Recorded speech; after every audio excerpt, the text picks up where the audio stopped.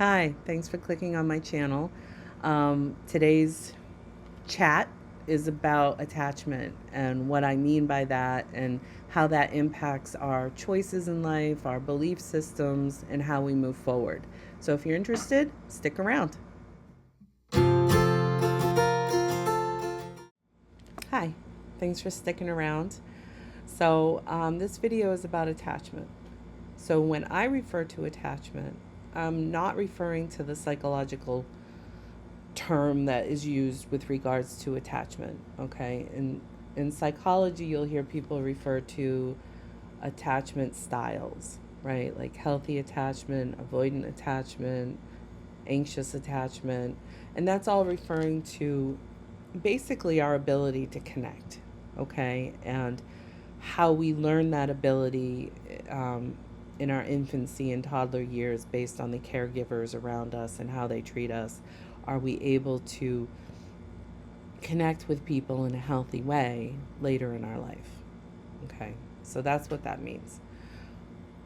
With regards to this video and other videos, when I'm talking about attachment, releasing attachment, I'm talking more about expectation.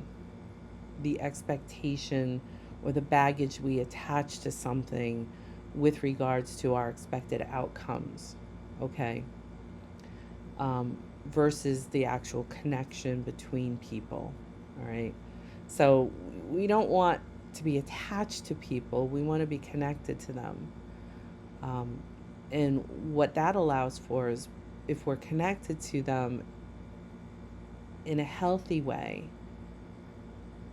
and it's in our best and highest good, the best and highest good of them, then when that connection evolves, changes, or severs, it's not going to, I mean, there's always loss, there's always grief associated with any kind of change, but not to the point of trying to fit a square peg into a round hole. Okay? So attachment often creates friction in the sense that we try to make things fit when they don't necessarily fit, but it's because we're attached to some perceived idea or ideal around the situation, whether it's person, place, or thing, whether it's a belief system, you name it. So we see this play out in a lot of different ways in life, where people will attach an expectation to a relationship, or to a job, or even to change itself. If we're adverse to change in such a strong way that even when it's in our best and highest good to evolve and change, we're reluctant to do so because we're attached to the idea that that makes me disloyal, or that makes me this or that. All right, so those are the attachments I'm talking about, because when we're too attached, again, whether to people, places, or things, or ideals, belief systems, you name it, we tend to stagnate more. It's harder for us to evolve and grow, and we become more change adverse because we're too attached to old programming. And when I talk about programming, I'm talking more about the way the brain works. Okay, I'm not using it in a politicized way, okay? Because you hear people say programming, and what I'm referring to is the brain works similar to a computer in the sense that it's what you feed it, and it will believe what you feed it to a degree.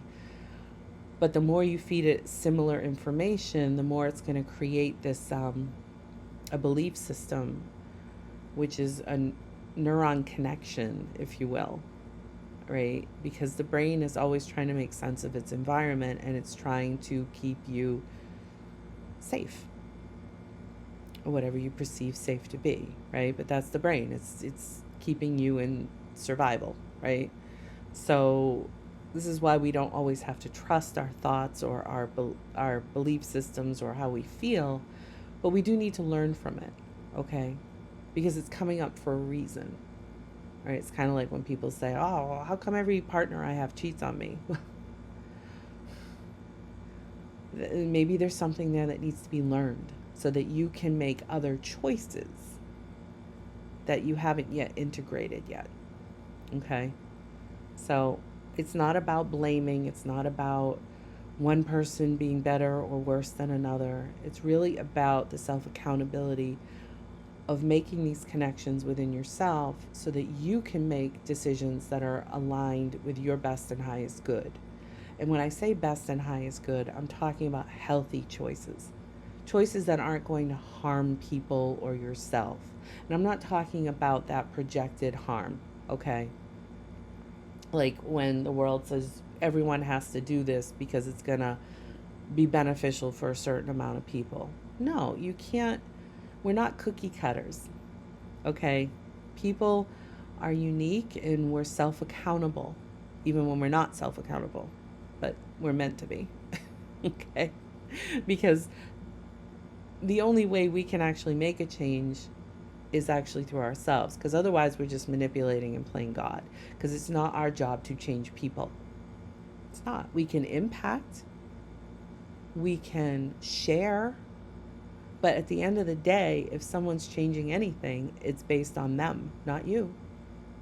Okay? The best we can do, especially in cases where maybe someone's disrespectful to us, is to set boundaries, not to change them, but to protect yourself, in the sense that they're either going to change their behaviors around you and towards you, or they're not. And then you have to make decisions that are in your best and highest good. Okay? If the boundaries aren't working, then sometimes we have to remove people from our lives. If someone's love for us is greater than their own attached perception of what the relationship is or needs to be for them, then they will change. Okay? But again, they have to have their own motive. And sometimes people aren't motivated. Maybe they're too attached to their own attachments and they're not able to integrate that change for themselves, or at least not at that time. Sometimes, this is why you hear sometimes people will say the right person, wrong time, or things like that. This is one of those possible, potential possibilities with regards to that scenario that I just said, because maybe once they learn more, then they would be willing to make those changes, and then they can understand the perspective better, or whatever the case may be. But again, change comes from self, all right? And that's the only place it can come from. Like I tell people that I work with, I'm your partner in this. I don't have a magic wand. I can't heal you. Only you can heal yourself. So I can help you with the process. I can walk with you. I can be there with you. I can help foster a healthy relationship with you to give you a safe space. But at the end of the day, you're only going to get out of it what you put into it. And that goes for all of this. Okay, whether you're doing it by yourself or you're doing it with someone's help, ultimately change is only going to be up to your own ability at that time. And then we want to be able to make those internal connections to understand, like, am I too attached to a particular outcome to be able to be open to change, whatever it may be. There's all kinds of change that goes on in our life. Sometimes it's just changing internal belief systems. Other times it's changing external atmospheres, or again, people, places, things, ideals, belief systems, you name it. So this is where finding a balance between our thoughts and our feelings really serves us, because our thoughts and our feelings are not always based in fact. They're based on all of it together and how it's resonating with us in the moment. So the more of these connections we can make internally about ourselves, the more we can understand, like, oh, that's coming up not because of what's actually happening, but it's coming up because I have an unhealed aspect of myself. So perfect example with that would be jealousy, for instance. Okay, if say someone trigger warning, if someone was ever cheated on but they never healed that, maybe they blocked it out and moved forward with their life, and distracted, but never really did the healing, which requires sitting with emotion and things like that. And then they're in another partnership and they find themselves overly jealous. Well, that jealousy that's coming up in this scenario, okay, I'm not saying always be dismissive of what's coming up for you, because it could mean other things for different people. But in this scenario, that jealousy is coming up probably to tell you that you haven't healed the wound of being cheated on. And therefore, once you heal that, maybe the things that you're perceiving as facts, okay, wouldn't actually hit you the same way if you had healed that aspect. Okay. However, if you're someone who did heal and you're feeling that way, then maybe there's more things that you have to look at. So it is about a balance. Okay. So attachment can also be to behaviors. So if you think about someone who maybe grew up in a toxic environment, okay, and maybe they were able to kind of shut down their emotions in order to function within that environment, that would be an adaptive behavior at that time, because that allowed the person to compartmentalize and move forward in ways that could best serve them while not being reactive to emotions that would otherwise take over living in that environment. Well, that can be adaptive if that's what it's allowing you to do, that it's allowing me to move forward in a positive way while not being reactive. However, if our environment changes and we're now in a healthy environment, but we're still shutting down our emotions, then it becomes maladaptive, because that could potentially push people away that could be beneficial to us or help us grow in other ways. But we're inhibiting ourselves and keeping ourselves stuck in a maladaptive lifestyle where we may then substitute with other distractions that aren't necessarily in our best and highest good. I hope that makes sense, because there's so many different scenarios and ways these things can play out in life. The goal here, though, is to recognize that when you feel strongly about something or someone or whatever the case, always recognize if you're putting more onto it than what's healthy, because that usually indicates there's unhealed aspects that need to be worked on. Okay? And here's the deal. That never ends. We never become perfect. Perfect is it's a construct, it's a measurement tool, but it's not based in reality. None of us will ever be perfect, which means there's always going to be things that we're going to be working on in our lives as we move forward. And that's okay. It's not about judgment, right? It's about recognizing, what do I need to work on right now for my best and highest good to help with my growth and my movement forward, which in and of itself is change. So change adverse people usually have a lot more of attachment that they need to release and heal, or aspects that we can release and heal.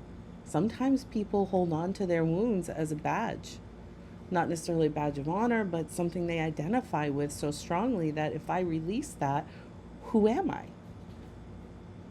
That's attachment. It's attached to this belief system that I'm defined by one aspect of myself. Again, I'm highlighting a bunch of different things. It's up to you to be discerning and see if any of it resonates with you and where in your life it does resonate, because it's not going to be everything. There's nobody out there that's doing everything wrong per se, right? We all have strength. Usually our greatest strengths also highlight our greatest challenges. Okay? And I can go into that another time. But for now, I hope that helps to understand what attachment is. Attachment is usually the baggage we put on something in addition to what it actually is, that can lead to stagnation, that can lead to feeling stuck, that can lead to decisions that aren't going to necessarily serve us in the long run, or things that we may end up regretting later. Okay? So always be mindful of your own, and even sometimes we can't be mindful because we don't know. And that's why we do this work of making those internal connections. So I always tell people, you don't have to share with everybody, or be discerning with who you share to what level, because sometimes other people with their own attachment are out to manipulate you by tapping into the things that they know are unhealed aspects of you and manipulating through that. Okay? And that's if we're talking with relation to people. So we want to be discerning with who we share what and how much with. Okay? We want to be discerning with a lot of things, but sometimes we don't know until we see patterns of behavior. People can say a lot of things. It's their behavior that really speaks as to what they feel, not their words. Okay? I could tell you I love you till the day is long, but if I treat you with indifference, or if I treat you with coldness, same thing, right? Or if I'm disrespectful of your boundaries, what does that really say about how I feel? And the sad thing is that sometimes people do that and they don't realize they feel that way, because maybe it's a projection of their own unhealed aspect of themselves. Okay, and this is why it's so important not to take everything so personally. When people are rude to you, yes, that's an attack on you personally, but not really. It's more of a reflection of where that person's at with regards to themselves. And when you can see it from that perspective, you release that attachment of, well, that's just more validation that I'm a terrible person, or this, that, or whatever. Again, everyone's different with where they stand in those things, but it's just one more thing to look for within yourself. Is at the end of the day, the only person you can truly change or impact or work on is yourself. And the people that are constantly working on everyone else, their relationships, what's best for them, and da da da da da, those are people that are forever projecting, trying to be controlling of others, usually out of insecurity around themselves. So if I can focus on other people's faults, then I'm not focused on my own, because my own says to me that it's validating that I am this terrible person, or I really have no worth outside of what I can do for other people, or whatever. Everyone's going to be a little different. That doesn't make that person a terrible person.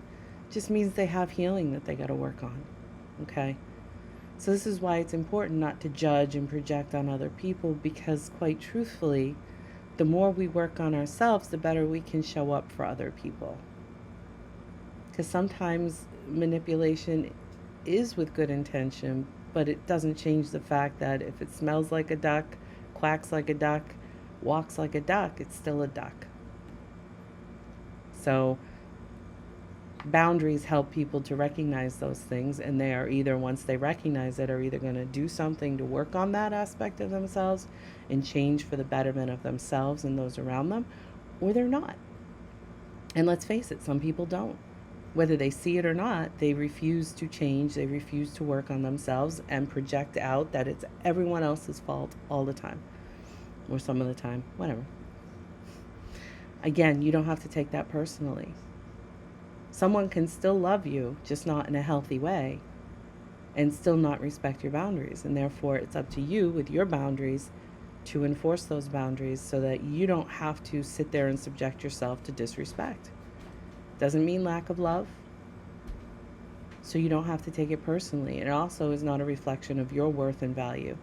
It's a reflection on where they're at. So always be mindful of what you transpose onto things, whether external or internal, because that's going to make a big difference on how you move forward in your life.